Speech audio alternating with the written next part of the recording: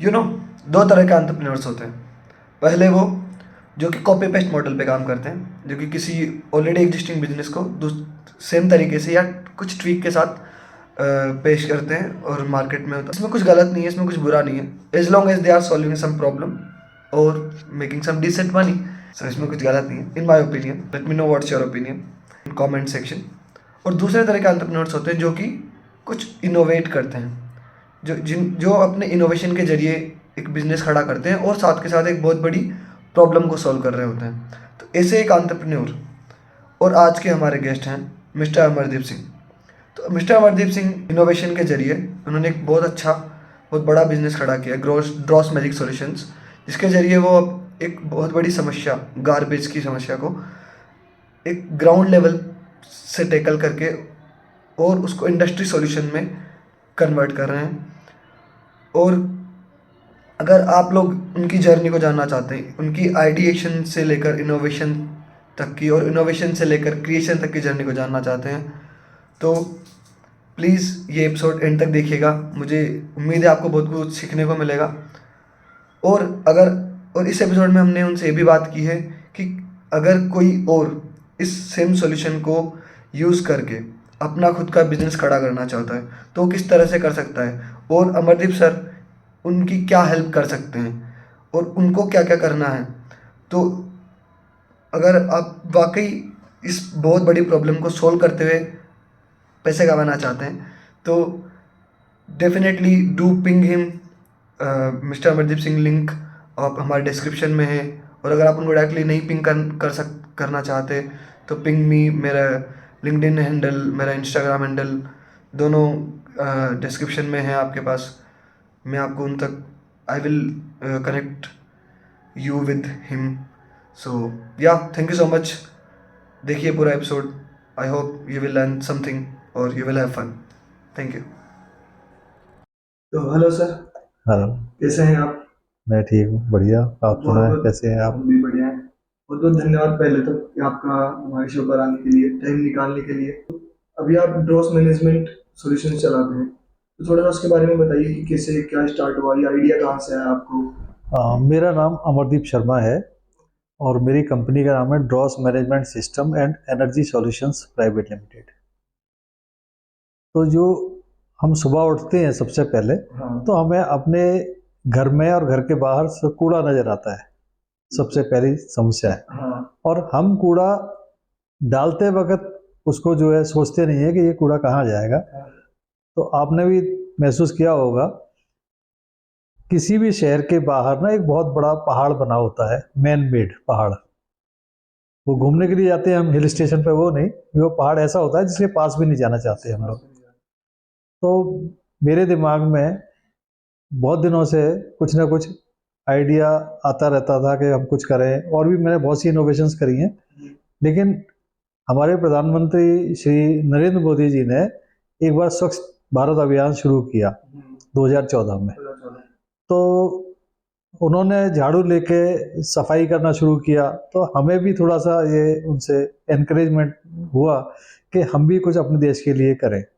जब प्रधानमंत्री झाड़ू लगा सकता है तो बहुत बड़ी समस्या है, इसका मतलब कचरा बहुत बड़ी समस्या बात है। हाँ। तो हमने तभी से प्रयास शुरू कर दिए और एक मशीन हमने स्टार्ट कर दी बनाने के लिए।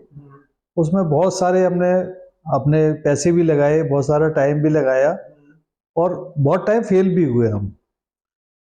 उसके बाद में हमें उसके कामयाबी मिली, और अब हमने एक ऐसी मशीन बना दी है, जैसा कचरा घर से निकलता है उसमें सेग्रीगेट करने की भी जरूरत नहीं है। उसमें प्लास्टिक, रबर, थर्मोकोल, डायपर्स, गीला सूखा, सब्जी, जो भी घर से जैसा कचरा निकलता है हम उसको मशीन में डालते हैं, और कुछ मिनट के अंदर वो एक यूजफुल प्रोडक्ट के अंदर कन्वर्ट हो जाता है।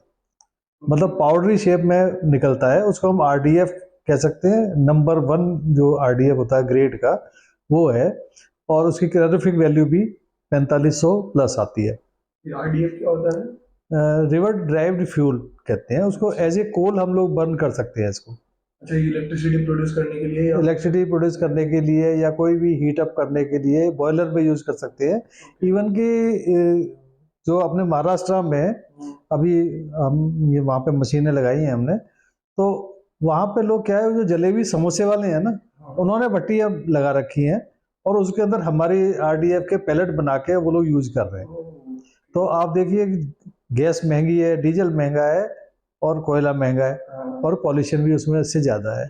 तो वो एक कूड़े को हमने ख़त्म कर दिया और उसका एक सॉल्यूशन भी निकाल दिया, उसका यूजफुल प्रोडक्ट भी बना दिया। उसके अलावा आरडीएफ का जो पाउडर निकलता है, वो पाउडर से हम लोग कुछ और आइटम भी बना रहे हैं। जैसे मेरे साथ एक इंस्टीट्यूट जुड़ा हुआ है, national institute of technical teacher training, knitter. Okay वहाँ हमारी मशीन भी लगी हुई है 4 साल से करीब, और मेरी टेक्नोलॉजी को वेट भी उन्होंने किया है।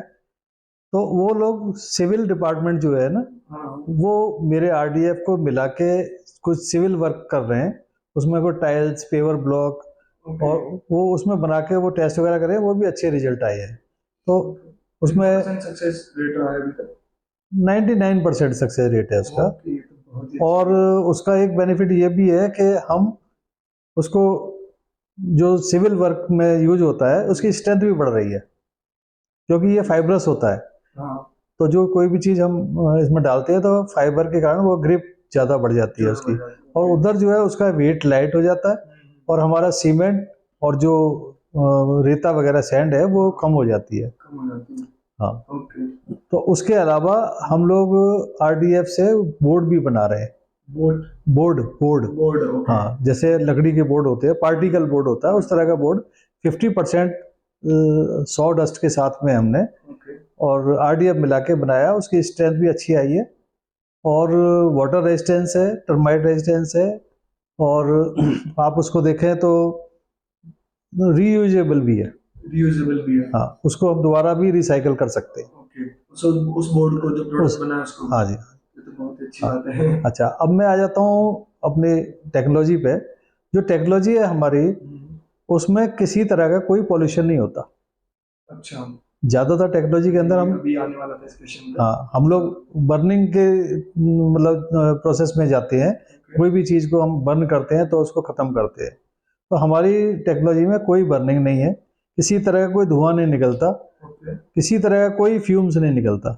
इवन कि आप देखें कि जहाँ कंपोस्ट मशीन लगी होती है, वहाँ पे बहुत सारा मीथेन जनरेट होता है, हाँ बहुत सारी बदबू, कीड़े मकोड़े, और बहुत, अगर आपने भी देखा होगा तो बहुत सी जगह लोगों ने बंद कराया है कंपोस्ट प्लांट, जहाँ मशीन लगी हुई है वो बंद कराई है।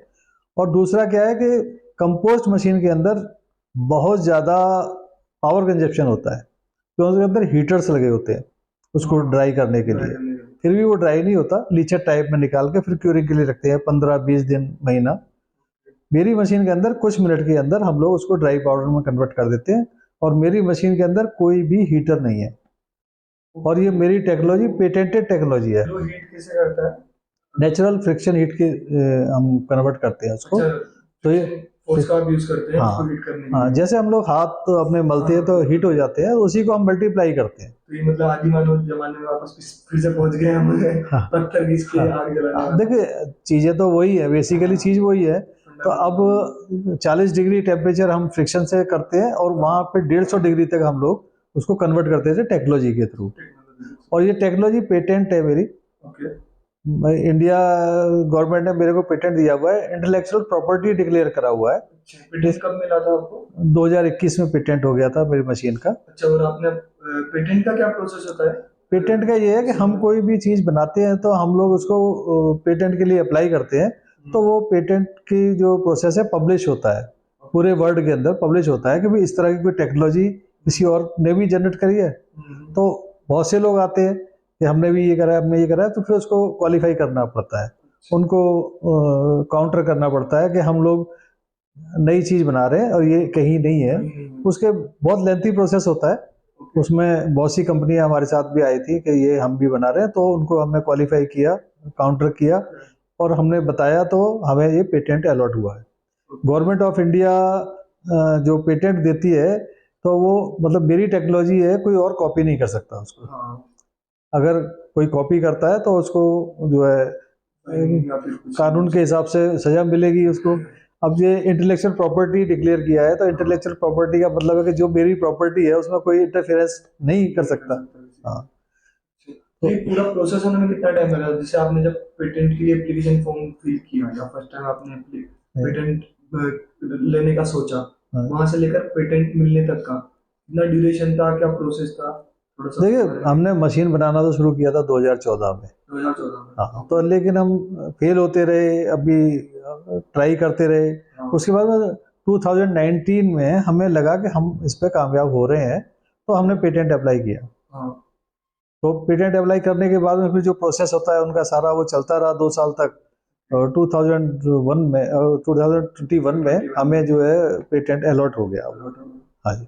अब आपका जो प्रश्न है कि कितना टाइम लगता है, तो हम लोग, पहला जो बैच है हमारा वो 24 मिनट में कंप्लीट हो जाता है। जैसे हम डालते हैं उसमें कचरा, तो 24 मिनट्स के अंदर वो पाउडर बन जाता है।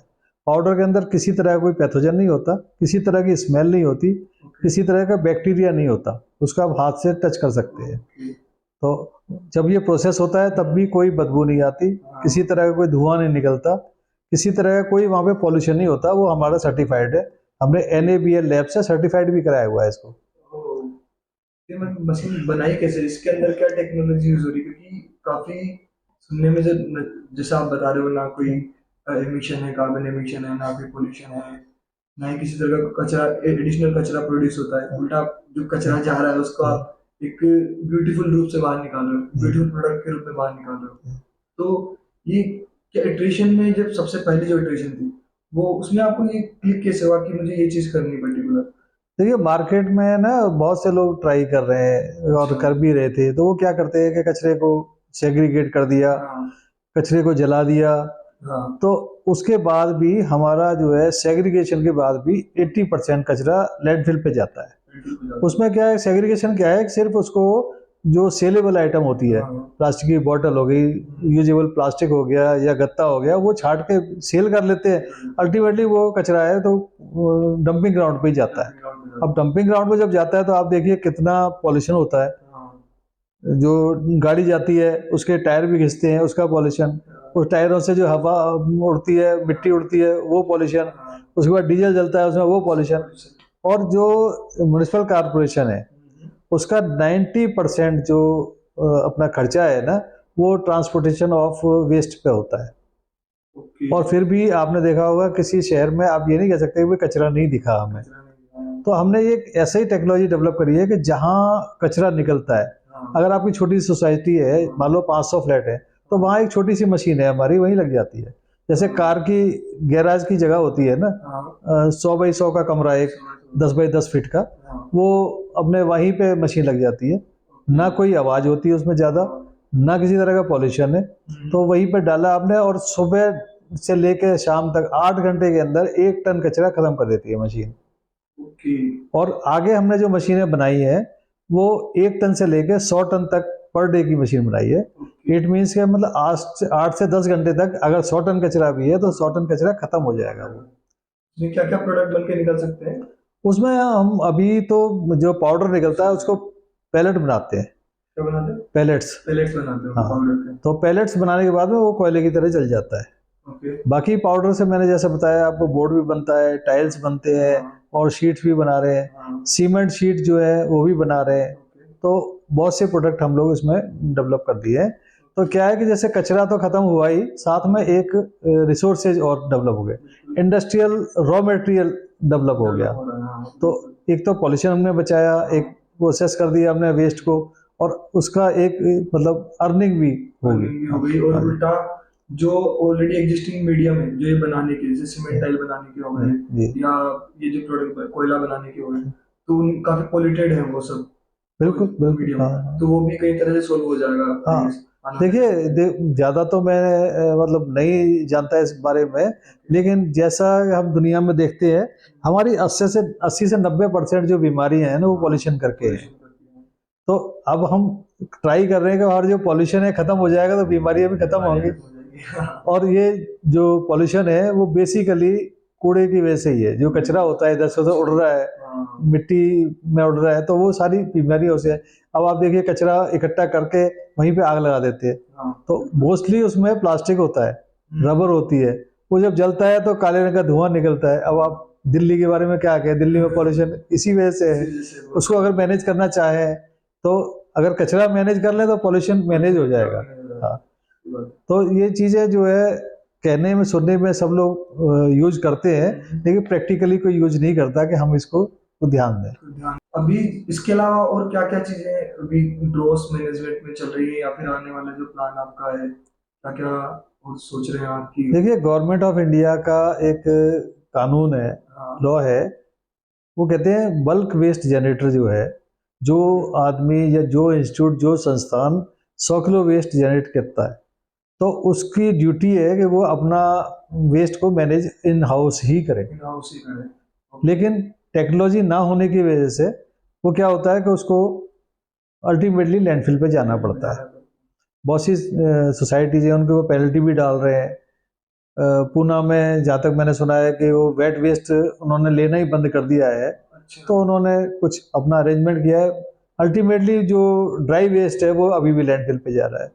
तो मैं गवर्नमेंट ऑफ इंडिया से भी अर्ज करूंगा कि मतलब इस टेक्नोलॉजी को लोकल बेस पे इम्प्लीमेंट किया जाए, जहाँ से कूड़ा निकलता है वहीं पे ख़त्म हो जाए, तो हमारा हजारों करोड़ रुपया जो कि ट्रांसपोर्टेशन पे और वेस्ट मैनेजमेंट पे ख़त्म होता है वो बचेगा, वो किसी और काम में आएगा, गरीबों के लिए हम लोग यूज कर सकते हैं। हाँ, तो बीमारियों पे जो पैसा खर्चा हो रहा है पॉल्यूशन की वजह से वो बचेगा, तो हम बहुत सी चीज़ें इनमें बचा सकते हैं।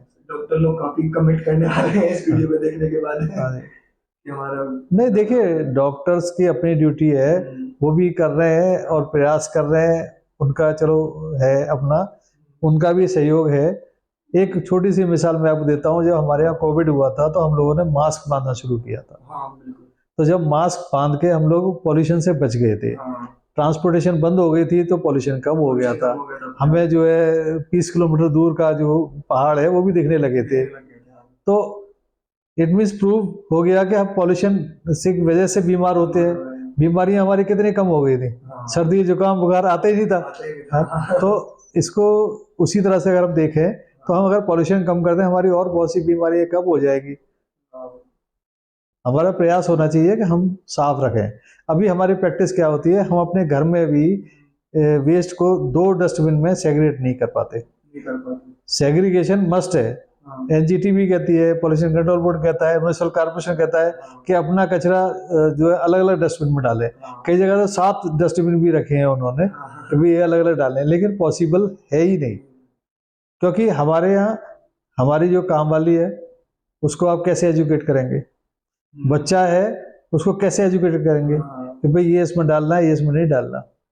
और मैं अप्रिशिएट करूंगा कि अगर ये कचरा सेग्रीगेट हो जाता है तो उससे तो बढ़िया बात ही नहीं है कोई। लेकिन ये आने वाले टाइम में कचरा और बढ़ेगा, घटेगा नहीं, क्योंकि हर चीज में जो पैकेजिंग मटेरियल है, दूसरा है हम इसको नहीं रोक सकते। पॉलीथीन कैसे रोकेंगे? कितनी बार बैन किया, कितनी बार वापस। जो हमारा बिस्किट है वो क्या हम कागज की रैपिंग करके दे सकते हैं? अब एक आई वॉश होता है कि हमने ये पेपर कप बना दिए, कहते हैं पेपर कप है, लेकिन उसके अंदर भी एक लेयर होती है प्लास्टिक की जो नहीं गलती है। टेट्रा पैक है, उसको कैसे रोकेंगे आप? टेट्रा पैक के अंदर 7 लेयर होती है, उसके अंदर प्लास्टिक होती है, उसके अंदर एल्यूमिनियम फॉयल होता है, गत्ता होता है, तो वो भी 100 साल तक तो गलेगा नहीं। हाँ, तो ये मेरी मशीन के अंदर डालने के बाद एक पाउडर बन जाता है हर चीज का। इवन के जब लाइव डेमो हम लोग दिखाते हैं तो उसमें कोक की केन भी डाल के दिखाते हैं, हालांकि वो सेलेबल होती है, उसको कोई नहीं डालना चाहिए, ना डालेगा, क्योंकि 70-80 रुपए किलो आराम से बिक जाए एल्युमिनियम का। तो हम वो डाल के दिखाते हैं, बाद में हम कहते हैं ढूंढ के दिखाइए, हमारी मशीन का तो कुछ नहीं नजर आता आपको। और वो भी पहला बैच तो लेता है 24 मिनट्स, उसके बाद में तो 12, 15, 14 मिनट में वो बैच निकल जाते हैं। ओके, वो हम बहुत अच्छी बात है, जैसे आपने बताया 1 टन अगर 7-8 घंटे में निकल रहा है तो। हाँ जी। तो अभी कितनी सोसाइटीज में अभी तक लगा चुके हैं अभी तक? हमारी अभी 12 मशीनें लग रही है, हिमाचल में है और पंजाब में भी लगी है, कुछ एक गुजरात में भी गई है अभी मशीन, उत्तराखंड में हमारी मशीनें लग रही है, महाराष्ट्र में भी मशीन गई है, तो जहाँ से ऑर्डर आ रहे हैं वो ये चल रहे हैं। सोसाइटीज में लग रही है या फिर कोई इंस्टीट्यूट ही ले रहे हैं अभी तक? नहीं, इंस्टीट्यूट भी ले रहे हैं और प्राइवेट सोसाइटी भी ले रहे हैं, ओके। और army domestic society. Army establishment में भी हमारी अच्छा, मशीन लगी हुई है। कौन से आर्मी वाले लगे हैं? आर्मी आर्मी में हमने 4 साल पहले दी थी, जो फर्स्ट हमारी मशीनें थी। हमने आर्मी कंटेनमेंट एरिया है ये अपना चंडी मंदिर चंडीगढ़ में है, अच्छा। तो वहाँ पे हमारी मशीनें चल रही हैं। ओके। और भी अभी मतलब नहीं डिक्लेयर करना चाहेंगे, और भी हमें ऑर्डर मिले हुए हैं आर्मी के, और कुछ और भी लगाने वाले हैं। ओके। तो अभी जैसे अगर किसी को मशीन लगानी हो, जैसे सोसाइटी में मशीन लगानी हो जी जैसे, तो सोसाइटी में लगभग 1 टन कचरा डेली का तो हो जाता है जी। आराम से ना? तो उसकी क्या कॉस्ट रहती है अगर उनको लगाना हो तो? देखिए, कॉस्ट क्या तो डिपेंड करता है कि आपने किस प्रोसेस का कैपेसिटी क्या? की लेनी है ओके। मशीन। तो हम तो 1 टन से लेके और 100 टन तक की मशीन बनाते हैं। तो वो देखते हैं हम जिस टाइम पे जो रिक्वायरमेंट होती है उस हिसाब से जैसे और भी खर्चा अगर अपन को लगाना हो तो? नहीं नहीं, खर्चा कोई नहीं है इसमें, प्लग एंड प्ले मशीन है। अच्छा। हाँ, खर्चा तो ओके। सिर्फ जो उसको आपको कॉस्ट मशीन की है। ओके। उसके बाद तो आपका जो 2 लड़के लगने हैं, वो अगर चाहें तो वहां से जो रॉ मटेरियल निकलता है उसी से रिकवरी हो जाएगी उसकी। हाँ, अच्छी बात है। आप अगर कैलकुलेट करें तो हाँ। हमारी मशीन जो ट्रांसपोर्टेशन के लिए पैसा देते हैं हाँ। उसके खर्चे से ही फ्री हो जाएगी 2 साल में। अच्छा, हाँ बिल्कुल हाँ हो जाएगा अगर हाँ। इतना तो हर खर्चा होगा। जो फ्लैट वाला है वो 100-200 रुपये देता है। हाँ। फिर वहां से उठाने के लिए अलग से पैसे लगते हैं। म्यूनिसिपल कॉर्पोरेशन अलग से अपने इन्वेस्टमेंट करता है उस पर, ट्रैक्टर ट्रॉली या ट्रक के अंदर ले जाते हैं, फिर लैंडफिल फेंकते हैं। और एक बहुत हैरानी की बात आप देखिए कि जो कूड़ा हम धीरे धीरे करके इकट्ठा कर रहे हैं, वो 100-100 करोड़, 1000-1000 करोड़ के कॉन्ट्रैक्ट हो रहे हैं उसको बायो माइनिंग के लिए, दोबारा रिक्लेम करने के लिए लैंड को। और वो जो है अभी इतने सक्सेसफुल भी नहीं हुए। तो अब देखिए वो खर्चा कहाँ, गवर्नमेंट का या हमारी लोगों का टैक्स का पैसा है। तो ये कौन कर रहा है क्लेम? देखिए, अपने लैंडफिल को रिक्लेम करने के लिए गवर्नमेंट ऑफ इंडिया ने एक स्मार्ट सिटी के थ्रू प्रोसेस शुरू किया है। तो वो कॉन्ट्रैक्ट होते हैं करोड़ों करोड़ों रुपए के। दिल्ली में देखें आप तो हजारों करोड़ के ठेके हो गए, बॉम्बे में देखें हजारों करोड़, चंडीगढ़ में देखिए 100 करोड़ का ठेका हो गया है उसको लैंडफिल को हटाने के लिए। हाँ जी, और कितना हटा वो? अभी काम चल रहा है। अच्छा, काम चल रहा है। हाँ, और देखिए चंडीगढ़ एडमिनिस्ट्रेशन ने मेरे को फर्स्ट प्राइज दिया था मेरी टेक्नोलॉजी को। ओके। तो अभी जैसे आपकी जो मशीन है, अभी जैसे लैंडफिल पे यूज नहीं हो सकती? नहीं, मेरा तो प्रयास ये है कि हम लैंडफिल के लिए जाए ही ना। अच्छा, नहीं अगर मान लो जब तक, क्योंकि नहीं, लैंडफिल के लिए दरअसल में ना अलग टेक्नोलॉजी होती है। ओके। लैंडफिल में जो उसको कवरिंग के लिए एक लेयर लगाते हैं मिट्टी की, एक तो वो होगी, और दूसरा जितना मटेरियल होता है वो कन्वर्ट हो जाता है डस्ट, मिट्टी के अंदर, डस्ट के अंदर। तो वो डालने से ये टेक्नोलॉजी पे नहीं काम करेगी, वो अलग से एक सेग्रीगेशन टेक्नोलॉजी होती है, बैलिस्टिक सेपरेटर होते हैं, उस मटेरियल को अलग अलग किया जा सकता है, वहाँ प्रोसेस कुछ भी नहीं होता। ओके। हाँ जी। तो अभी जैसे जिस तरह से जैसे लैंडफिल पे कचरा चला गया, उसके बाद वो कचरा कहाँ जाता है अभी जैसे देखिए, लैंडफिल जो रिक्लेम कर रहे हैं उसके अंदर क्या है कि सेग्रीगेट कर रहे हैं उसको। तो जो मिट्टी निकलती है उसको कहते हैं कंपोस्ट। तो वो कहीं पे यूज कर लेते हैं, हालांकि मैं रिकमेंड नहीं करता कि वो कंपोस्ट होती है। और उसके जो आरडीएफ जिसको कहते हैं, सेडेड प्लास्टिक रबर वगैरह जो है, उसको कहते हैं सीमेंट प्लांट वगैरह में भेजते हैं। तो मैं एक चीज और ऐड करना चाहूंगा इसमें, सीमेंट प्लांट वाले ने मेरे पास आए हैं कई। अच्छा। उनके पास हजारों टन, लाखों टन ये जो रिक्लेम किया हुआ आरडीएफ पड़ा हुआ है, लेकिन उसको प्रोसेस करने में नाकाम है। उसमें बहुत सारा मॉइस्चर होता है, बहुत सारी बदबू और ये सब होती है। तो वो भी मेरे को अप्रोच कर रहे हैं कि आप इसका कोई इलाज निकालिए जिससे कि हम लोग इसको यूज कर सकें। तो मैंने उनको अभी सजेशन भी दिए हैं और कुछ ऑफर भी दिए हैं कि भाई इसका हम पाउडर बना देंगे, पैलेट बना देंगे, तो आपकी जो एनर्जी सेविंग है वो हो जाएगी और आपका जो है कोयले की तरह इसको बर्न कर सकते हैं। हाँ जी। ये तो बहुत अच्छी बात है सर, आपने अभी इस तरह के भी सॉल्यूशन मतलब प्रोवाइड कर रहे हैं पब्लिकली सबको। वरना लोग तो सोचते हैं कि नहीं नहीं मेरा बिजनेस खराब होगा इससे, हम अगर सजेशन देंगे या नहीं, हमारे तो प्रयास ये है कि जो कूड़ा निकलता है वहीं खत्म हो, तो ये लैंडफिल वगैरह बना ही ना। अब आप देखिए शहर के जो मेन जगह होती है उन पे लैंडफिल बनी हुई है, क्योंकि वो पहले शहर से बाहर थी, अब वो शहर के अंदर आई है। तो उसकी अगर कॉस्ट ही आप देखें जमीन की, वो कॉस्ट ही जो है अरबों खरबों में हो जाती है। तो वहाँ उस जगह को कोई अच्छे काम के लिए यूज कर सकते हैं हम लोग, क्योंकि वो लैंडफिल तो कभी खाली होगी ही नहीं। आप एक तरफ से खाली करेंगे, दूसरी तरफ से इकट्ठा हो जाता है फिर। हाँ, तो आप हम अभी दिल्ली की बात करते हैं, दिल्ली बहुत बड़ा पहाड़ बना हुआ है, बहुत बड़ा।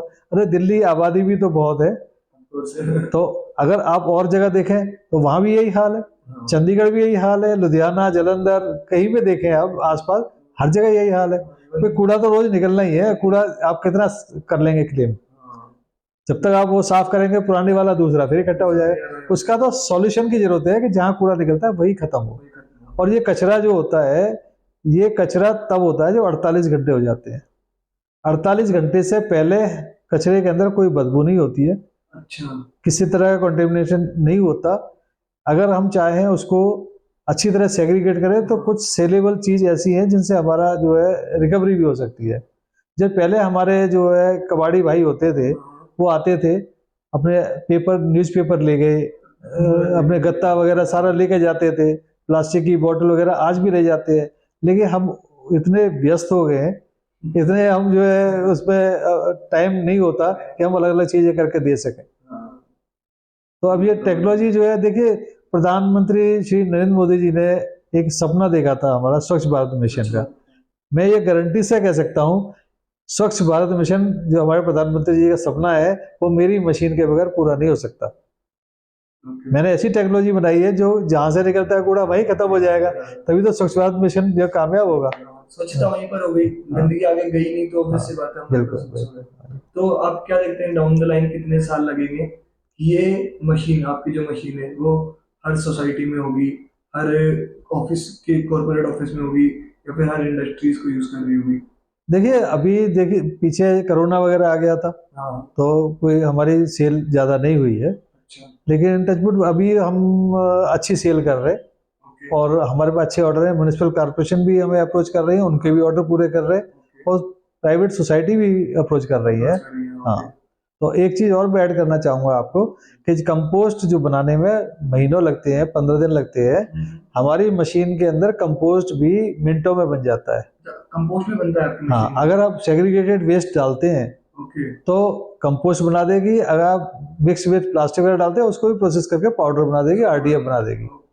और अगर आप मिक्स डालते हैं तब भी आरडीएफ बना देंगे। तो कंपोस्ट भी ऐसा बनाते हैं हम लोग कि ना किसी तरह की उसमें बदबू होती है, ना कोई मतलब कीड़े मकोड़े कुछ तरह के होते, और उसमें जो टाइम लगता है आपके कंपोस्ट बनाने में नेचुरल में, उसमें मीथेन भी निकलती है, उसमें कीड़े मकोड़े सारे होते हैं, बदबू आती है, तो वो सारी चीजें भी नहीं है, मिनटों में कंपोस्ट बन के आपको मिल जाती है। अब ये देखिए सैंपल्स पड़ा है मेरे पास,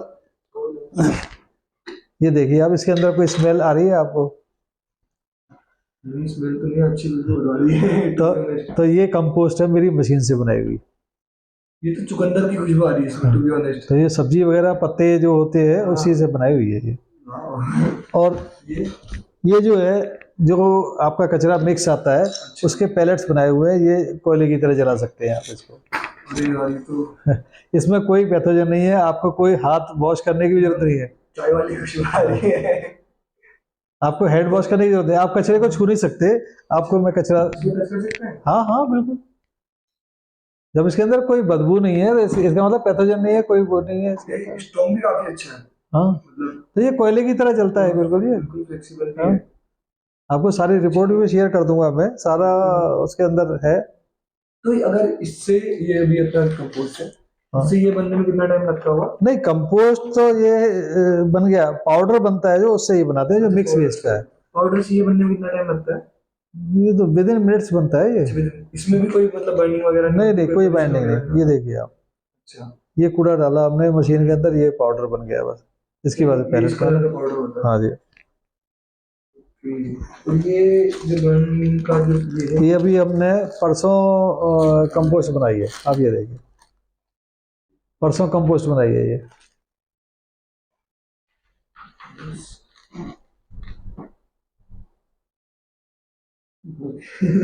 लग नहीं रही एकदम। एक सड़ा हुआ टमाटर, हाँ, घर में अगर सड़ जाए तो आप खड़े नहीं हो सकते। नहीं हो सकते अब बिल्कुल। मैं आपको जो है ये कंपोस्ट दे रहा हूँ जो बनाई हुई है सब्जियों से, पत्तों से, तो इसमें आप हाथ लगा सकते हैं। हाथ लगा सकते हैं। हाँ ये तो एकदम मिट्टी की तरह, जैसे हाँ रेत पे लेट हाँ, सकते हैं वैसे इसमें भी बिल्कुल हाँ। आराम से लेट सकते हैं। तो वही चीज़ है ना, अभी लोगों को थोड़ा टाइम लग रहा है समझने में, तो वो पुरानी आदतें जो होती है वो थोड़ा सा टाइम चेंज लगता ही है। करने में। हाँ।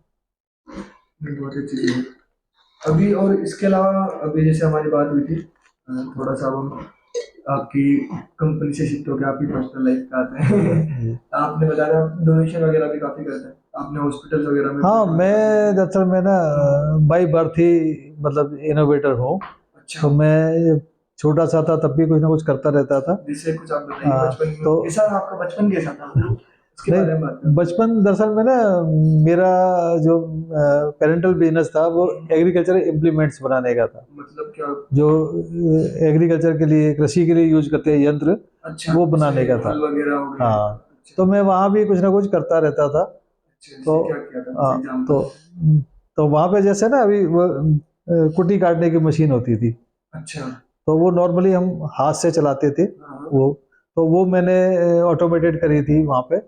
वो एक अपना वो अपना होता था, पंप होता था पानी वाला, हाँ। तो उसके ऊपर साथ लगा के ना मोटर, मैंने उससे चलाई थी वो मशीन। ओके। उसके बाद में फिर हम पढ़ाई वढ़ाई में लग गए, तो छोटी मोटी चीज़ें हम करते रहते थे। कुछ लॉक्स मैंने इस तरह के बनाए थे जो कि नंबरिंग से शुरू होते थे, वो हम लोग वहाँ पे अपने स्टार्ट करे थे। ओके। कुछ था जो गाड़ी होती है उनमें चेंजेस किए थे हमने, जैसे जीप होती है, हाँ। जीप के अंदर वो आर्मी से डिस्पोजल की जीप आती थी, तो उसके अंदर 4x4 व्हील ड्राइव होती थी, तो उसके अंदर आवाज़ आने लगी गियर के अंदर। तो मैं वर्कशॉप में गया तो उन्होंने कहा ये तो चेंज होगा। तो वहाँ पे मैंने जो है वो बजाय चेंज करने के मैंने दोनों गियर वेल्डिंग कर दिए थे, तो आवाज़ बंद हो गई थी। तो वो करते रहे। उसके बाद फिर मैं इंजीनियरिंग करी, उसके बाद मैंने जॉब करी। उसके बाद जब ये काम शुरू किया था मैंने, तो 90 के अंदर 89 सॉरी एक 89 के अंदर मैंने फ्यूल लेस जनरेटर बनाया था। तब ये इन्वर्टर वगैरह ये सब कोई नहीं जानता था, कोई नहीं था। तो मैंने उस वक्त पे एक मोटर से, डायनेमो और मोटर से एक जनरेटर बनाया था, जिससे कि फ्यूल लेस, मतलब उसमें किसी फ्यूल की जरूरत नहीं होती थी, सेल्फ स्टार्ट होकर अपने आप ही बिजली बनती थी उससे। और मेरे को पंजाब के गवर्नर जो थे उन्होंने एक लेटर भी दिया था कि आप इसको बनाइए, तो वो हमने डिसकंटिन्यू कर दिया किसी वजह से। 90 के अंदर मैंने रिमोट कंट्रोल्ड बेड बनाए थे, जो आजकल देख रहे हैं ना आप, जो अपने हॉस्पिटल के अंदर आईसीयू बेड होते हैं, वो मैंने रिमोट कंट्रोल बेड बनाए थे। अच्छा। अपना गियर बॉक्स सारा कुछ करके। 92 के अंदर मैंने फिएट कार बैटरी से चलाई थी। 92 के अंदर आपने इलेक्ट्रिक कार बना दी थी, मतलब हाँ, एक तरह से। हाँ जी, फिएट कार मैंने चलाई थी 150 kilometre. 150 kilometre in single charge. Single charge. क्या बात कर। तो वो कुछ ना कुछ करने की आदत रही है। ये सब आपने रोक के लिए वो इन्वेंशन वहां पर? नहीं, इन्वेंशन रोक नहीं दिए। ये वाले पर्टिकुलर, ये वाले ऐसा है ना, देखो फर्नीचर मैंने बनाया, फर्नीचर में सप्लाई भी किया। बहुत से होटल्स के अंदर आज भी वो बेड पड़े हैं, हॉस्पिटल्स के अंदर बेड पड़े हैं। तो फर्नीचर जब मैं बनाता था तो फर्नीचर मेरा इनोवेटिव फर्नीचर होता था। और वो जैसे कहीं पे ब्रास लगा दिया, कहीं पे कुछ लगा दिया, मेटल फर्नीचर। 90 में मेटल फर्नीचर कोई जानता भी नहीं था, 4 टांग वाली चेयर टेबल होती थी। मैंने वो आर्टिस्टिक फर्नीचर बनाए थे सारे बढ़िया। तो उसके बाद में फिर मैंने 2000 में फूड प्रोसेसिंग का काम शुरू किया।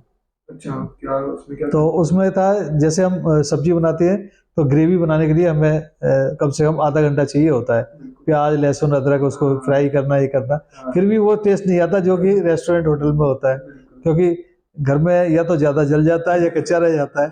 तो वो फिर एक ग्रेवी बनाई मैंने, यूनिवर्सल ग्रेवी, और उसमें हमने जेस्ट के नाम से कंपनी लगाई थी। तो उसके अंदर कुछ भी डाल दें आप, वेज नॉन वेज, तो वो तैयार हो गया।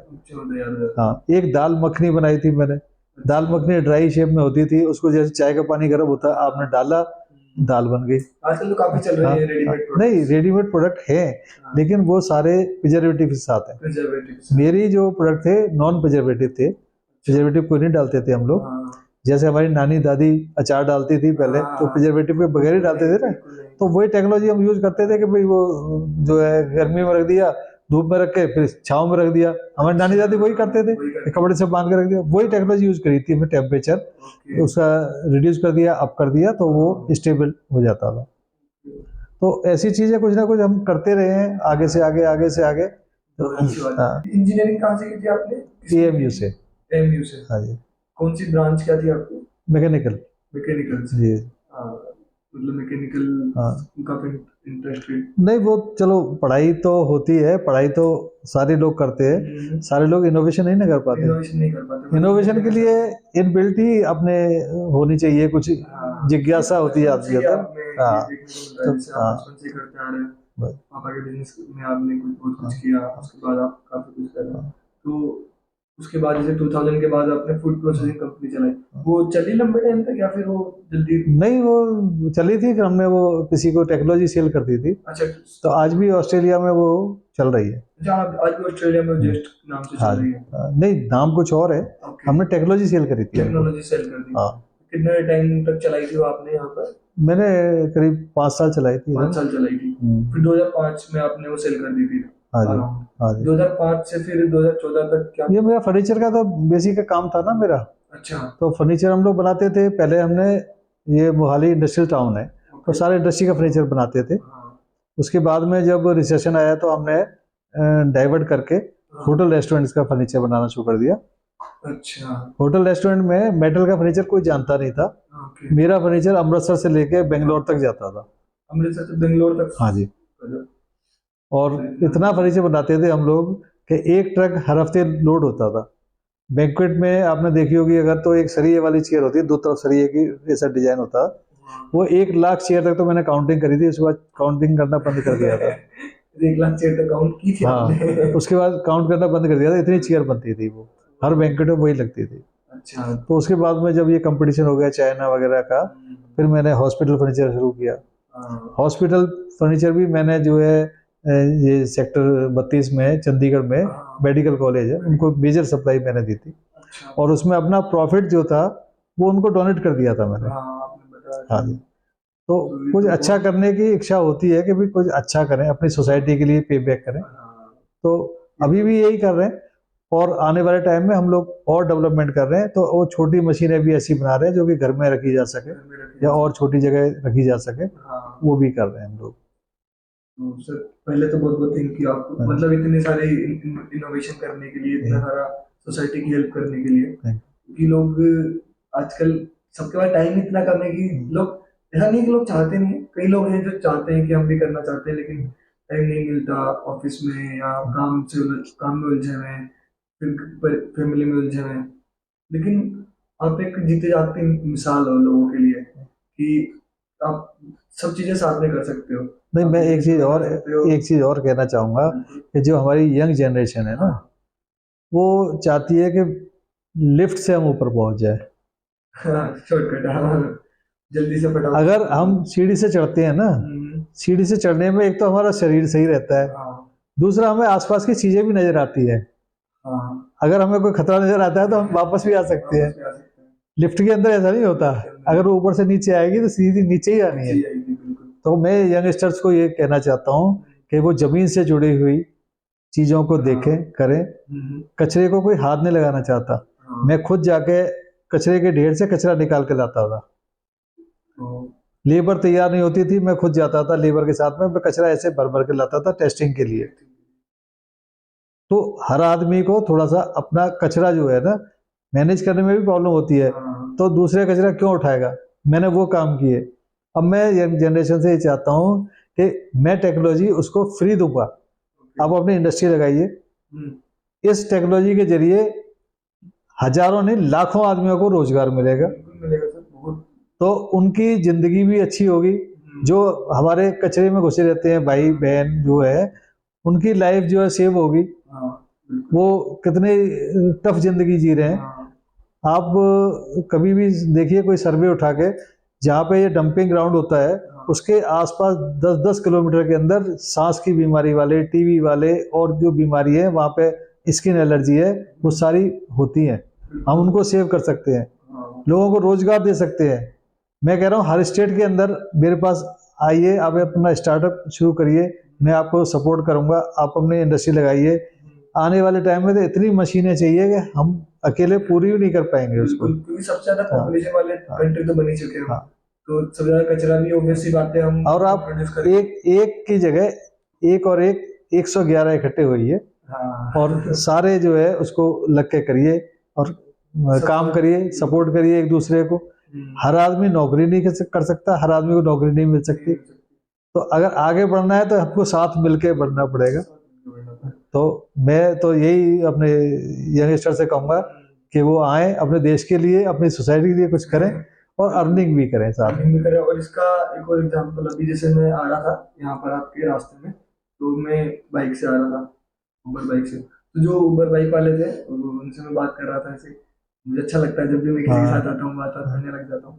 मैंने पूछा उनसे कि आप डॉस म्यूजिक के बारे में सुना है आपने? तो उन्होंने, उनको बता कि मुझे नहीं पता। फिर मैंने उनको बताया आपके बारे में कि ये सब करें क्या, ये तो बहुत अच्छी बात है, इस तरह के लोग हमारे आसपास है, हमें पता ही नहीं है। तो उनका यार आप फिर वो बोले कि अगर इसमें मैं क्या कर सकता हूँ। उन्होंने मुझसे पूछा आगे से, उन्होंने बोला कि वो जो कर रहे हैं आप वो कर सकते हो, आप वो जो काम कर रहे हैं ना आप वो कर सकते हो सीधे सीधे। उनकी मशीन आप यूज करो और आप अपने लिए भी एम्प्लॉयमेंट क्रिएट करोगे और हेल्प भी करोगे सोसाइटी की। और मतलब पैसा भी अच्छा खासा कमा लोगे। आपके जो ड्राइविंग है उसके साथ साथ भी आप कर सकते हो। ऐसा कुछ इश्यू नहीं कि आपको ही छोड़ना पड़े या फिर आपको करना पड़े। तो आप दूसरे लोगों को भी रोजगार दोगे इसके जरिए। तो he was really interested into this concept. तो मैंने नंबर भी हमने एक्सचेंज किए और उन्होंने बोला कि आप अपना चैनल बताइए, जब भी इनका इंटरव्यू आएगा मैं सबसे पहले देखूंगा आप इनका इंटरव्यू। तो मुझे काफी अच्छा लगा। आई गेस कि हम जितने ज्यादा लोगों तक ये बात पहुंचा सकेंगे उतना अच्छा है। जितने ज्यादा लोग जुड़ेंगे हमसे उतने ज्यादा लोगों को पता लगेगा। तो जितना ज्यादा लोग जुड़ेंगे उतनी जल्दी ये प्रॉब्लम सोल्व होगी। हो सकता है प्रॉब्लम सोल्व हो जाए लेकिन हो सकता है टाइम लगे। नहीं, देखिए ये जो है टाइम तो लेगी चीज, लेकिन आने वाले टाइम में हम लोग इसको अपनी सोसाइटी को बचा सकते हैं। बचा सकते हैं। आज 25 साल की उम्र में हार्ट अटैक हो जाता है, बिल्कुल हाँ। 25 साल 20 साल पे बाल सफेद हो जाते हैं। तो ये सारा इफेक्ट जो है ना, ये आपके पॉल्यूशन का ही है। पहले 100 साल तक क्यों जीते थे? कोई पॉल्यूशन नहीं था। हाँ। आजकल तो जो गांव है हमारे, उनके अंदर भी गाड़ियां मोटरसाइकिल पहुंच गई है, वहां भी पॉल्यूशन है, हाँ। लेकिन बेटर है यहाँ से। आपने अगर देखा होगा, यहाँ से एंटर किया है आपने, मैंने आसपास कितनी ग्रीनरी करी हुई है। बहुत ज्यादा। तो मेरा ना बचपन से ही शौक है ये। हाँ। तो मैं लाखों पेड़ अपनी जिंदगी में लगा चुका हूँ। ओ, ये भी एक नई हाँ। चीज बताई आपने। तो मैं हाँ, बताइए। पॉल्यूशन के लिए हमेशा काम करता हूँ, एनवायरनमेंट सेविंग के लिए हमेशा काम करता हूँ मैं। अच्छा, तो इसकी इंस्पिरेशन फिर भी कहाँ से मिली आपको एनवायरनमेंट सेविंग की? ये इनबिल्ट ही होती है, ये जब होती है। अच्छा। हाँ। अच्छा, कोई एक्सटर्नल कोई फैक्टर नहीं है नहीं आपके नहीं, कि हाँ, बस जो वो कुछ देखा या ये प्रॉब्लम हुई? ऐसा है। दरअसल में हमारे जो जवान हैं बॉर्डर पे जो है, हाँ हाँ। वो देश की सेवा कर रहे हैं। बिल्कुल। हर आदमी हमारे इंडिया का कुछ ना कुछ करना चाहता है, देश की सेवा करना चाहता है। उसको मौका नहीं मिलता। हर आदमी अपने मशीन गन लेके बॉर्डर पे नहीं खड़ा हो सकता। हाँ। तो मेरा एक यही कहना है सबसे कि हम जहाँ हैं, जैसे हैं, वहाँ भी हम देश के लिए कुछ कर सकते हैं, अपनी सोसाइटी के लिए कुछ कर सकते हैं। आप अगर अपना कचरा ही मेंटेन कर लें तो देश के लिए बहुत बड़ा काम है। हाँ। आज देखिए डॉक्टर के पास लाइन लगी होती है, हाँ बिल्कुल, नंबर नहीं हॉस्पिटल के आता। अंदर लाइन लगी होती है। महीने तो में पहले अपॉइंटमेंट लेने पर भी नंबर नहीं आता। आप अगर अपने आसपास सफाई रखें, आपकी वजह से अगर 2 आदमी स्वस्थ हो जाए, हाँ, तो इससे बढ़िया तो कोई सेवा ही नहीं है। क्या बात कही सर हाँ। आपने। मतलब बहुत एकदम ग्राउंड लेवल पे हाँ। जो सेवा कर हाँ। सकते हैं, ग्राउंड लेवल पे जो हर कोई कर सकता है, हाँ। इनफैक्ट हर कोई कर सकता है। तो आगे सबको करना चाहिए ये चीज। तो मैं तो नहीं, हम लोग ये चाहते हैं कि सारी चीजें हमें मिल जाए। मिल जाए। कचरा हम जो फेंक रहे हैं वो दूसरा उठा ले। हाँ कचरा हम फेंकेंगे, हाँ उठाए दूसरा। हाँ। आपने देखा होगा, हम कचरा इकट्ठा करते हैं और बराबर वाले घर के सामने खड़ा कर देते हैं। बिल्कुल हाँ, होता है। तो उसकी एक आदत बनानी पड़ेगी हमें। हाँ। प्रधानमंत्री जी बेचारे कह कह के थक गए, हजारों अरबों करोड़ रुपए खर्चा हो गया, अच्छा हो गया। रिजल्ट जो है मिल रहा है लेकिन बहुत स्लो मिल रहा है। बहुत हाँ। slow मिल रहा है। मैं तो प्रधानमंत्री जी को बार बार यही कहना चाहूंगा कि मेरी मशीन को जो है इम्प्लीमेंट कराओ, हाँ, तो सारी समस्याओं का हल है। सारी समस्याओं का हल है। हाँ बिल्कुल। और इससे जैसे आपने बताया, अभी आपने जैसे बात कर रहे थे फर्नीचर की, आप बात कर रहे थे कि अभी वो बंद होने के पीछे की रीजन था चाइना हाँ जी से अभी जो माल आ रहा है, जी और अभी जैसे अभी इंडियन गवर्नमेंट ने भी चाइनीज इंपोर्ट पे बैन लगा दिया, जी। तो आप इस पे नहीं मतलब मेरी ये अच्छा टेक्नोलॉजी अच्छा चीज है या? नहीं मेरी टेक्नोलॉजी मेड इन इंडिया है। हाँ लोग बाहर से जो है बड़े बड़े प्रोजेक्ट लेके आए, वेस्ट मैनेजमेंट में बहुत बड़ी बड़ी कंपनियां लाए, हजारों करोड़ के जो है प्लांट लगे, प्रोजेक्ट लगे, सारे फेल हो गए। सारे फेल हो गए। आप आसपास नजर दौड़ा के देखें कि कहाँ पे वेस्ट प्रोसेसिंग के लिए अच्छा कोई प्लांट चल रहा है। हाँ वेस्ट टू एनर्जी कितने लगे, हाँ। मोस्टली बंद हो गए। ओके। और वेस्ट प्रोसेसिंग के हजारों जगह आपने देखे होंगे लोग बंद हो गए। बड़ी बड़ी कंपनी है, ILFS, ये ग्रीन वो ग्रीन फलाना ठिकाना, नाम नहीं लेना चाहूंगा मैं, वो हजारों करोड़ रुपए लेके पब्लिक के जो है वो खत्म पड़े हैं सारे कुछ। तो ये अभी जैसे ग्रीन की बात हो रही थी, तो ग्रीन रेवोल्यूशन अभी इंडिया में प्रधानमंत्री जानने की बात कर रहे हैं, सोलर में को लेकर, हाँ। ये ई व्हीकल्स को लेकर। तो आपको लगता है कि कहीं हद तक ये प्रॉब्लम सोल्व कर पाएंगे इंडिया में पोल्यूशन की, या वर्ल्ड लेवल देखिए पे? पॉल्यूशन की जड़ पे तो जा नहीं रहे। अच्छा। आप EV चलाएंगे हाँ तो उसके टायर तो जमीन पे चलेंगे ना, बिल्कुल। तो जमीन पे जो डस्ट पड़ी हुई है हाँ वो इतनी बारीक हो जाती है माइक्रोन्स के अंदर कि हाँ। वो हमारे मास के पार हो जाती है। ओके। तो वही पॉल्यूशन जो है वो जब डस्ट उड़ती है, टायर घिसते हैं, EV से टायर घिसना बंद हो जाएगा या डस्ट उड़ना बंद हो जाएगा? नहीं होगा। वो तो जो है एटमॉस्फेयर में जाएगी जाएगी ना, पॉल्यूशन बनेगा ही बनेगा। पहले आप अपने जो है पॉल्यूशन को बंद करें ना, हम्म, जो डस्ट उड़ रही है उसको बंद करें, गार्बेज जो हो रहा है उसको बंद करें। अब जो गार्बेज जाता है आपने देखा होगा जगह जगह वो उसमें से टपकता हुआ जाता है पानी सा, मिट्टी गिरती हुई जाती है, हाँ, तो वो कैसे कम होगा? मेरी मशीन की खासियत यही है कि हम लोग उसमें सारा कुछ डालते हैं, उसमें से कुछ भी लैंडफिल के नहीं जाता। लैंडफिल के लिए नहीं जाता। हाँ, बिल्कुल, वो सब तो वहीं जब पर बन जब जाता हम बाहर जाएंगे ही नहीं उसको कचरे को लेके तो पॉल्यूशन होगा ही नहीं। है। ये EV वगैरह सब है अपनी लाइफ को इजी करने के लिए, हाँ। लेकिन आने वाले टाइम में इसको भी मैनेज करना मुश्किल हो जाएगा। बैटरी कैसे आप करोगे उसको मैनेज? वो तो डिस्कार्ड होंगी ना। आज की डेट में आप जो सोलर पैनल है उसको प्रोसेस करने के लिए टेक्नोलॉजी कोई नहीं है, वो भी ढेर लग जाते हैं। पहले विंड मिल थी, विंड मिल के जो फैन होते थे, ब्लेड्स होते थे, उसको मैनेज करने के लिए कुछ नहीं है। तो ये चीजें तो जमीनी लेवल पे हमें खत्म करनी पड़ेंगी, नहीं तो जो है इसका कोई हल नहीं है। आप अपनी जो शिक्षा है उसके अंदर इसको डालिए कि भाई यहाँ से हमें शुरू करना है। बच्चों को आप एजुकेट करिए बचपन से कि हमने ये ऐसे करना है मैनेज। वेस्ट मैनेजमेंट के हाँ बारे में बचपन से सिखाया जाए, हमारे एजुकेशन सिस्टम में सिखाया जाए। हमारे कल्चर के अंदर ये होना चाहिए कि हमने वेस्ट मैनेजमेंट करना है। आज वेस्ट मैनेजमेंट में जितना करप्शन है और किसी फील्ड में नहीं है। अच्छा। कचरा उठाने से लेके कचरा डिस्पोजेबल तक करप्शन ही करप्शन है। ओके। गवर्नमेंट का हजारों लाखों करोड़ रुपया खर्चा हो रहा है, उसका रिजल्ट देख लीजिए आप कहाँ क्या साफ हो रहा है। ये बात पब्लिकली बोल सकते हैं अपन? नहीं आप बोल दीजिए, मेरे को क्या इसमें फर्क पड़ रहा है? जो तो दुनिया को नजर आ रहा है क्या है। आप मेरी बातों से ना जाए, आप न्यूज उठा के देखें, गूगल पे या पेपर में, टीवी पे रोज न्यूज आ रही है। कर्नाटका में इतने करोड़ रुपए घोटाला हो गया, बंगाल में इतने करोड़ रुपए घोटाला हो गया। हर जगह ये गार्बेज के ही घोटाले आपको नजर आएंगे, आप डाल के देखिए। हाँ। तो अब इससे जैसे जैसे मैं अभी अभी आपकी बात की, जैसे आप घोटाले की बात की, और इससे पहले जब हम बात करें तो आपकी बातों से मुझे एक चीज तो क्लियरली ये समझ में आ रही है कि अगर हमें वेस्ट मैनेजमेंट का सोल्यूशन करना है, इसको वेस्ट मैनेजमेंट से अगर हमें पोल्यूशन कंट्रोल करना है, तो हमें वर्क जो है ग्राउंड लेवल पे ही करना पड़ेगा। गवर्नमेंट पे डिपेंडेंट होकर कुछ भी नहीं होने वाला। नहीं गवर्नमेंट की सपोर्ट चाहिए, लेकिन वो मिलती नहीं है ना, क्योंकि अकेला प्रधानमंत्री तो नहीं नीचे तक आएगा ना। पूरी वो सारा जो बीच में है करप्शन वो हटना चाहिए पहले। हटना चाहिए। हाँ जी, वो अगर हट जाएगा देश साफ हो जाएगा। तो आजकल शायद हर इंडस्ट्री उससे अफेक्टेड है, करप्शन से तो कहीं ना कहीं। हाँ, तो वो वही ना, अकेला अकेला मोदी या वो अब उसको कोसने से नहीं ना होगा। हाँ। अडानी को कोसते रहो आप, अंबानी को कोसते रहो, उससे थोड़ी हो जाएगा।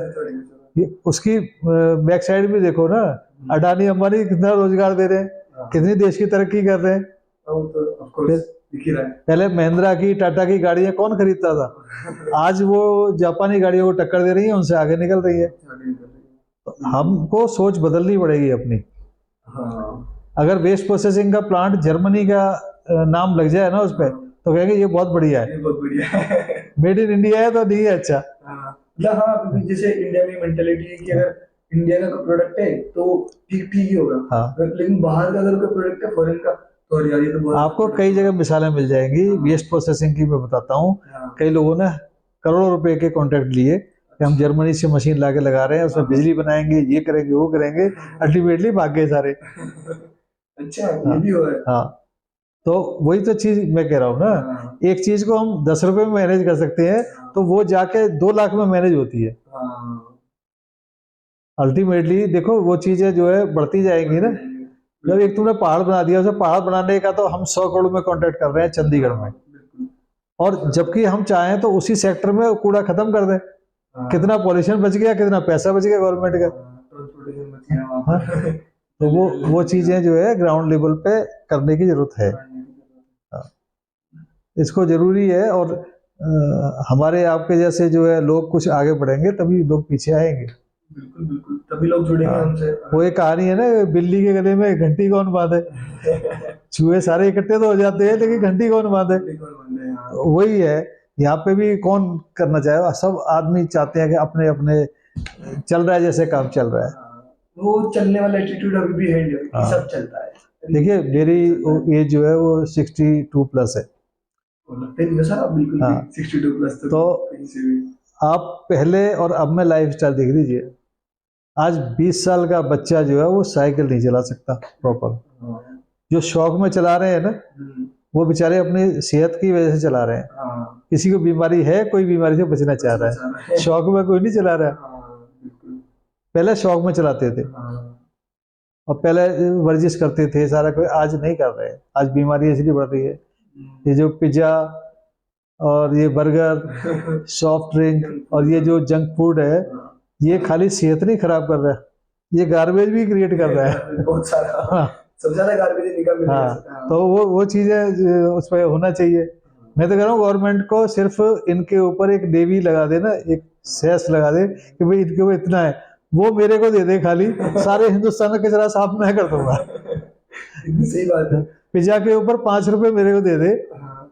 और जो कोल्ड ड्रिंक है उसके 1 रुपए मेरे को दे दे, मैं गारंटी लेता हूँ मैं पूरे इंडिया में साफ कर दूंगा कचरा। मुझे बुरा फील हो रहा है कि पिज्जा खाता हूँ, मैं खुद भी खाता हूँ, मतलब कम खाता, लेकिन हाँ खाता तो हूँ। नहीं, मैं बिल्कुल अवॉइड करता हूँ सारी चीजें। अच्छा। तो मुझे भी अवॉइड करना चाहिए, आई गेस आपसे बात नहीं, करके। अच्छी चीज है। तो अगर देखो मैदा है जो चीज है, जो एसिड है, हाँ। जो अपना सॉस होता है, एसिडिक होता है सारा, वो खराब भी करता है शरीर खराब में। ही करता है।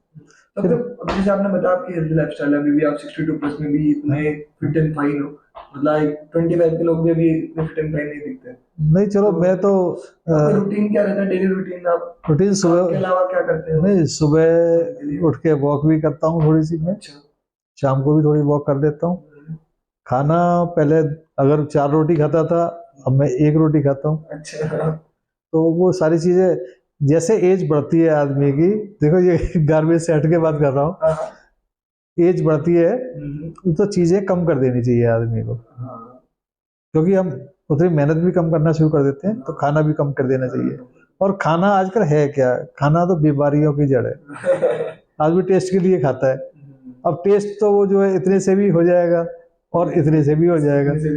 अब जैसे आइसक्रीम है, मैं पहले आइसक्रीम खाता था तो 2 कप खा लिए या ज्यादा खा ली मैंने, अब आइसक्रीम पे 1 स्कूप भी बहुत है, टेस्ट ही लेना है ना। एक बार मैं किसी डॉक्टर के पास गया था, डायबिटिक हूँ मैं, तो अभी भी मैं मेंटेन करके चल रहा हूँ। डॉक्टर के पास गया तो डॉक्टर ने ये कहा कि हमारे को जो टेस्ट आता है वो इतना आता है 2 इंच का, अच्छा। बाकी सब तो बेकार ही है। तो अब उस टेस्ट के लिए उतना ही खाओ ना, टेस्ट तो उतना ही आएगा, एक चम्मच से भी उतना ही आएगा। तो वो थोड़ी सी पहले अच्छी बात बताई आपने। पहले हम जो है ज़्यादा काम करते थे, वर्जिश करते थे, मैं आलू के पराठे खाता था, तो उसके ऊपर फ्राइड पराठे और उसके ऊपर बटर रख के खाते थे, तो वो उस हिसाब से हो जाता था। अब जो है उसी हिसाब से थोड़ा कम कर दिया, तो आदमी अपने आप को ही मेंटेन करके कर सकता है सारी चीज़ें। फन एक्टिविटी के लिए क्या करते हैं, मतलब फन के लिए या फिर? फन के लिए तो मैं म्यूजिक का शौकीन हूँ वैसे, मैं अच्छा, बचपन से ही।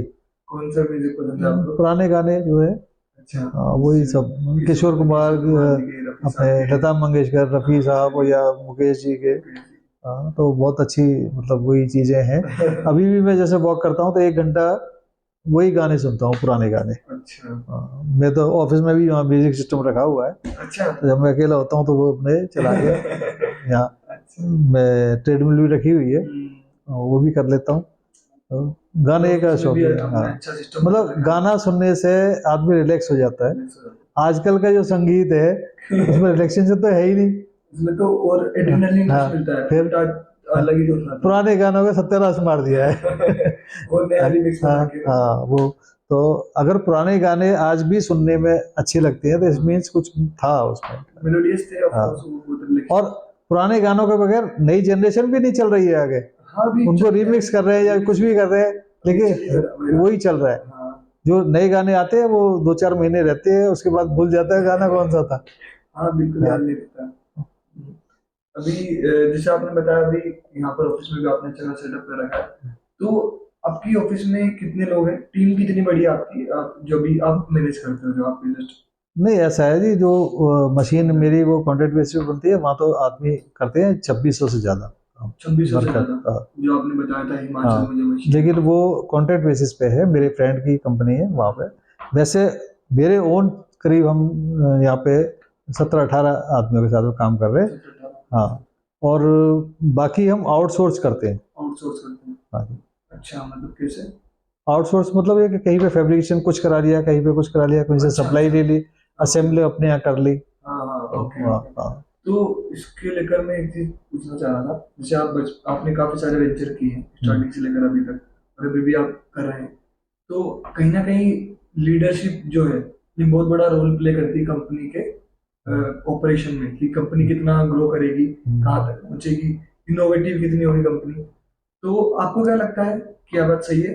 और अगर है तो एक लीडर में आपके क्या क्वालिटी देखते देखिए, लीडर वो होता है जो कि अपने से नीचे वाले को भी हाथ पकड़ के चले। अच्छा। अब आपको जैसे मिसाल दी थी मैंने ऑफ द रिकॉर्ड, हाँ, उन्होंने जो भी कुछ किया अपने लिए किया ना, हाँ, आज उसका नुकसान हुआ ना। हाँ, जो डायरेक्टर से जो है वो भी नहीं, एम्प्लॉय नहीं है। हाँ, मेरे यहाँ जो हेल्पर भी होता है ना, हाँ, मैं उससे भी डिस्कस कर लेता हूँ, क्योंकि उसको ज़्यादा तजुर्बा होता है। वेल्डर है तो वो वेल्डिंग कर रहा है ना रेगुलर, उसको पता है कि इसमें हम क्या इम्प्रूवमेंट कर सकते हैं। बिल्कुल, हाँ। तो मेरी ये नेचर बचपन से ही रही है, तो अच्छा। मैं सीखने का होता है हर एक से। हाँ, ओके। अगर कोई भी चीज़ हम करते हैं तो पहले मैं अपने वर्करों से पूछ लेता हूँ कि इसमें हम क्या कर सकते हैं। क्या क्या कर सकते तो हैं, कई क्या बारी बेहतर कर सकते हैं? मेरे दिमाग में जो है वो ज़्यादा बेटर बता सकते हैं, क्योंकि वो रोज़ काम कर रहे हैं उसको। वो रोज काम कर रहे हैं। हाँ जी। और मैं भी हाथ से काम करने वाला बंदा हूँ बचपन से, अपने हाथ से। आज भी मैं वर्कशॉप में खुद लग जाता हूँ जाके। अच्छा। हाँ। कई बार तो जो है मेरे को कोई मिलने आता है ना, और मेरे हाथ पैर काले होते हैं, हाँ। बोले वो सर से मिलना है, मैं कहा बैठो ऑफिस में आ रहे हैं। मैं हाथ धो के कपड़े पहन के आ जाता हूँ। अरे, ये तो बहुत हाँ, इंटरेस्टिंग चीज है। इवन एलन मस्क भी यही करते हैं कई बार, अगर आप उनके पढ़ेंगे, उनको फॉलो करते होंगे अगर, तो वो भी अभी भी कई बार जैसे टेस्ला में या स्पेसएक्स में। नहीं, आपसे जो बात हुई है, अगर आप जो है मेरे को बगैर बताए आते हाँ।